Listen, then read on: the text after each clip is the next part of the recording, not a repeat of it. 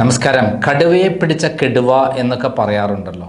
അതെ, അത് തന്നെയാണ് സംഭവിച്ചത്. പിണറായി എന്ന കടുവയെ പറ്റിച്ചുകൊണ്ട് ഒരു കെടുവയുണ്ടായിരിക്കുന്നു എന്നുള്ളതാണ് സത്യം. അതായത് പിണറായി എല്ലാവരെയും പറ്റിച്ച് പണമുണ്ടാക്കുന്ന പരിപാടിയുള്ളൂ. നായ നടുക്കടലിൽ പോയും നക്കിയെ കുടിക്കൂ എന്ന് പറയുന്ന പോലെ പിണറായി വിജയന് പറ്റിച്ചും തട്ടിച്ചും മോഷ്ടിച്ചും ഒക്കെ ജീവിക്കുന്നതാണ് ഇഷ്ടം. എത്ര മോഷ്ടിച്ചാലും സ്വന്തം പോക്കറ്റിൽ നിന്ന് ഒരു 5 പൈസ ചിലവാക്കില്ല. അതിന് ഏറ്റവും വലിയ തെളിവാണ് സീരിയസ് ഫ്രോഡ് ഇൻവെസ്റ്റിഗേഷൻ ആവശ്യപ്പെട്ട് ഷോൺ ജോർജ് ഹൈക്കോടതിയിൽ കൊടുത്ത ഹർജിയിൽ CS വൈദ്യനാഥ് എന്ന് പറയുന്ന സുപ്രീം കോടതിയിലെ അഡ്വക്കേറ്റിനെ കൊണ്ടുവന്ന് 25 ലക്ഷം രൂപ കൊടുത്തു. ആർക്ക് വേണ്ടിയിട്ടാണ്? പിണറായിയുടെ മകളെ രക്ഷിക്കാൻ വേണ്ടിയിട്ടാണ്. KSIDC എന്ന സ്ഥാപനം കരിമണൽ കർത്തയുടെ CMRL കമ്പനിയുടെ ഒരു പാർട്ട്ണർമാരാണ്. അവരെ 13.4% ഷെയറുള്ള കമ്പനിയാണ്. അതുകൊണ്ട് അവർക്കെതിരെ നോട്ടീസ് ഷോണിൻ്റെ പരാതിയിലുണ്ടായിരുന്നു. അവർ മറുപടി പറയുമ്പോൾ കൃത്യമായിട്ട് വീണ വിജയനെ രക്ഷപ്പെടുത്താൻ വേണ്ടി എന്താണ് ചെയ്തത്? CS വൈദ്യനാഥൻ എന്ന് പറയുന്ന അഭിഭാഷകനെ കൊണ്ടുവന്നു. യഥാർത്ഥത്തിൽ 1,75,00,000 രൂപ ലാഭം ഉണ്ടാക്കിയത് ആർക്കാ? വീണ വിജയനാണ്. പിന്നെ 90 കോടി രൂപ ആ 4 വർഷം കൊണ്ട് പിണറായി വിജയൻ്റെ മകൾ പിണറായി വിജയൻ തട്ടിയെടുത്തിട്ടുണ്ട്. അപ്പോൾ അങ്ങനെയുള്ള സംഭവത്തിൽ കയ്യിൽ കോടാനുകോടി രൂപ തട്ടിയെടുത്ത പണം ഉണ്ടായിട്ടും പിണറായി വിജയൻ അഡ്വക്കേറ്റിനെ കൊണ്ടുവന്നു. അങ്ങനെയുള്ള പിണറായി വിജയനെ തട്ടിപ്പ് നടത്തിയത് ആരാണെന്നറിയാമോ? ഇവിടെയാണ് നമ്മൾ മനസ്സിലാക്കേണ്ടത്. എവിടെ പോയാലും എങ്ങനെ തലതുക്തി പറഞ്ഞാലും തൻ്റെ കൈവശമുള്ള പണം നഷ്ടപ്പെടരുതെന്ന് ആഗ്രഹിച്ചാലും അത് നഷ്ടപ്പെടുക തന്നെ ചെയ്യും. അവസാനം പറ്റിച്ചിട്ട് മുങ്ങി നടക്കേണ്ടി വരും. അങ്ങനെ മുഖ്യമന്ത്രിയായിട്ട് പോലും ആ തട്ടിപ്പുകാരനെ തേടിപ്പോയിട്ടുള്ള ഒരു അനുഭവമാണ് ഞാൻ പറയുന്നത്. അതായത് ലാവ്ലിൻ കേസുമായി ബന്ധപ്പെട്ട ഒരു സംഭവമാണ്. അതേപോലെ തലശ്ശേരി മലബാർ ക്യാൻസർ സെൻ്ററുമായിട്ടുള്ള ഒരു കാര്യം. ഈ സംഭവം നടന്നിപ്പോഴൊന്നുമല്ല. 1997 ഫെബ്രുവരി മാസത്തിലാണ് SNC ലാവ്ലിനുമായി കരാറിൽ ഏർപ്പെടുന്നത്. 100 കോടി രൂപയ്ക്ക് SNC ലാവ്ലിൻ കമ്പനിയുമായി ഉണ്ടായ കരാർ തന്നെ ബെൽ എന്ന് പറയുന്ന ഇന്ത്യയിലെ നവരത്ന സ്ഥാപനം ചങ്കുളം പന്നിയാർ പള്ളിവാസൽ പദ്ധതികളുടെ പുനരുദ്ധാരണത്തിന് നവീകരണത്തിന് വേണ്ടി പൂർത്തിയാക്കാമെന്ന് 100 കോടി രൂപയ്ക്ക് പൂർത്തിയാക്കാമെന്ന് ഈ ബാലാനന്ദൻ CITU അഖിലേന്ത്യാ പ്രസിഡന്റ് കൊടുത്ത റിപ്പോർട്ടിലുണ്ടായി. ഇതെല്ലാം മറികടന്നുകൊണ്ടാണ് പിണറായി വിജയൻ SNC ലാവ്ലിൻ കമ്പനിയുമായിട്ട് 278 കോടി രൂപയ്ക്ക് യാതൊരു ആഗോള ടെൻഡറുമില്ലാതെ കേരള അതേപോലെ ഇലക്ട്രിസിറ്റി ബോർഡിൻ്റെ അനുമതിയില്ലാതെ കേന്ദ്ര പവർ അതോറിറ്റിയുടെ അനുമതിയില്ലാതെ എഗ്രിമെൻറ്റിലേക്ക് ഏർപ്പെടുന്നത്. ആ എഗ്രിമെൻറ്റിൽ ഏർപ്പെടുമ്പോൾ തന്നെ മലബാർ ക്യാൻസർ സെൻറ്റർ എന്ന് പറയുന്ന സ്ഥാപനം ഉണ്ടാക്കാൻ വേണ്ടി 98.3 കോടി രൂപ SNC ലാവ്ലിൻ വഴി കനേഡിയൻ ഗവൺമെൻറ്റും മറ്റ് ഏജൻസികളും സംഭാവനയും നൽകാമെന്ന് പറഞ്ഞിരുന്നു.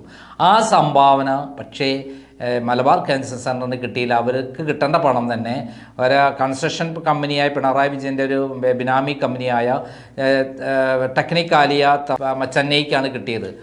അത് അവർക്ക് 12 കോടി രൂപ 8.75 കോടി രൂപ ചിലവാക്കി. അതിൽ ബാക്കിയുള്ള 87 കോടി രൂപയിൽ 75 കോടി രൂപ കമല ഇൻ്റർനാഷണൽ എക്സ്പോർട്ടിംഗ് കമ്പനി സിംഗപ്പൂർക്കാണ് വന്നത്. ഈ കമല ഇൻ്റർനാഷണൽ എക്സ്പോർട്ടിംഗ് കമ്പനി ആരുടെ പേരിലാണെന്ന് അറിയാമോ? പിണറായി വിജയൻ്റെ ഭാര്യയുടെ പേരിലാണ്. കമല എന്നാണ് ഭാര്യയുടെ പേര്. അവരുടെ പേരിലാണ് കമല ഇൻ്റർനാഷണൽ എക്സ്പോർട്ടിംഗ് കമ്പനി തുടങ്ങിയത്. 75 കോടി രൂപയാണ് ഈ മലബാർ ക്യാൻസറിൽ വരേണ്ട പണം അങ്ങോട്ട് പോയത്.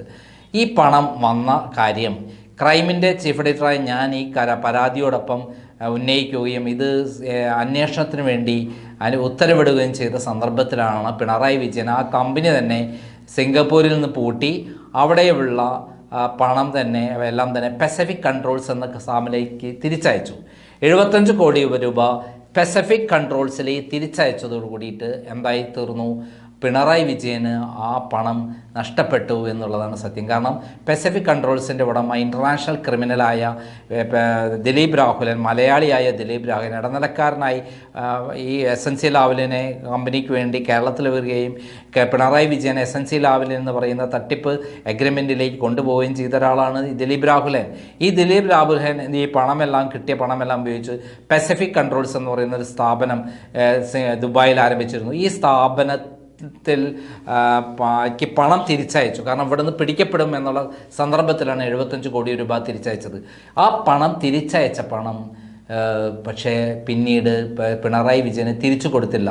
ഓരോ തവണ മുഖ്യമന്ത്രിയായ ശേഷം പിണറായി വിജയൻ മകനോടൊപ്പം ഈ പസഫിക് കൺട്രോൾസിൻ്റെ ഓഫീസ് സന്ദർശിച്ചു.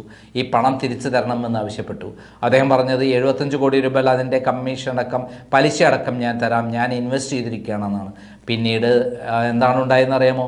ഈ സ്ഥാപനം പൂട്ടാൻ കാരണം അദ്ദേഹം കോടിക്കണക്കിന് ഏകദേശം 1000 കോടിയോളം രൂപ പല ബാങ്കുകളിൽ നിന്നും ദിലീപ് രാഘവനെ കടമെടുക്കുകയും ആ കടമെടുത്ത പണത്തിൻ്റെ പേരിൽ ബാങ്കുകൾ കേസ് കൊടുക്കുകയും കേസ് വന്നപ്പോൾ അദ്ദേഹം ദുബായിൽ നിന്ന് മുങ്ങിയിട്ട് നേരെ ഓസ്ട്രേലിയയിലേക്ക് പോയി. അപ്പം ഈ പണം പിണറായി വിജയന് നഷ്ടപ്പെട്ടു. യഥാർത്ഥത്തിൽ പിണറായി വിജയൻ എന്ന കടുവയെ ഒരു കിടുവ പിടിക്കുകയാണ് ചെയ്തത്. കടുവയെ പിടിച്ച കിടുവ എന്നൊക്കെ പറയുന്നത് 100% സത്യസന്ധമായത് ഈ ദിലീപ് രാഘവൻ പിണറായി വിജയനെ പറ്റിച്ചപ്പോഴാണ്.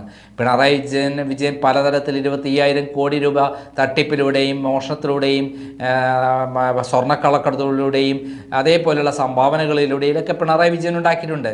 മകൾക്കും മകനും വേണ്ടി സുരക്ഷിതമാക്കാനാണ് ആ പണം ഉണ്ടാക്കിയത് എങ്കിലും പക്ഷേ സ്വന്തം കയ്യിലുള്ള പണം ആദ്യമായി നഷ്ടപ്പെട്ടത് ഈ 75 കോടി രൂപ കമ്മീഷൻ ഇനത്തിൽ തട്ടിപ്പിലൂടെ മലബാർ ക്യാൻസർ സെൻ്ററിൽ സാധാരണ ക്യാൻസർ പേഷ്യൻറ്റിന് വേണ്ടി കനേഡിയൻ ഗവൺമെൻറ് അയച്ച പണം എവിടേക്കാണ് പോയത്?